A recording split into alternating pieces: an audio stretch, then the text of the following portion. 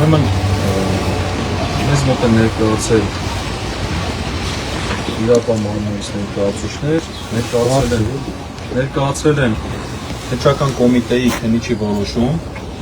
որի համաձայն պետք է թիվ քրեական վարույթով Միքայել Սրբազանին ձերբակալեն կալանավորման ներկայացնելու նպատակով։ Այս քրեական գործը ըստ նյութի հարուցվել է ներքին գործերի նախարարության ոստիկանության համապատասխան վարչության կողմից ստացված հաղորդման հիման վրա այս թվականի հունիսի 17-ին մեջը առիթը նշված է 2024 թվականի փետրվարի 3-ին երեկին տված հարցազրույցի ժամանակ Միքայել Սրբազանի խոսքերին։ Իբրև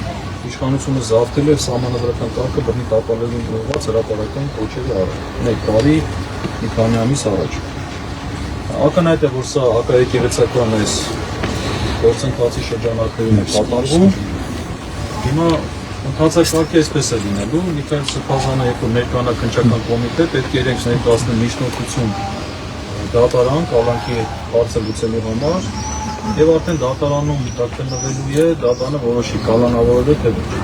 Մեր գնահատմամբ սա ակնհայտ ապօրինի հետապնդում է, քրեական հետապնդում է, բայց հաշվի առնելով վերջի զարգացումները, բնականաբար այսպես իրան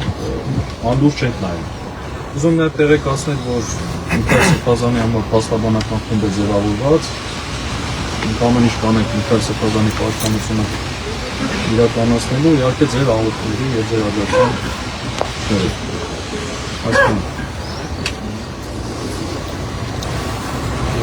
Ոնց տանել։ Եթե տանել են մեզ բոլորիս ծով տանել։ Որտեղ Միքայել Սրբազանը Սրբազան մի գնացեք, թող գան զորով փորձեն տանել։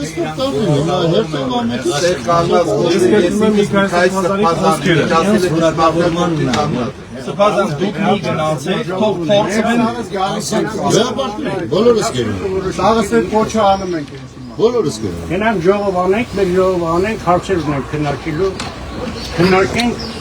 որոշում ենք տալ։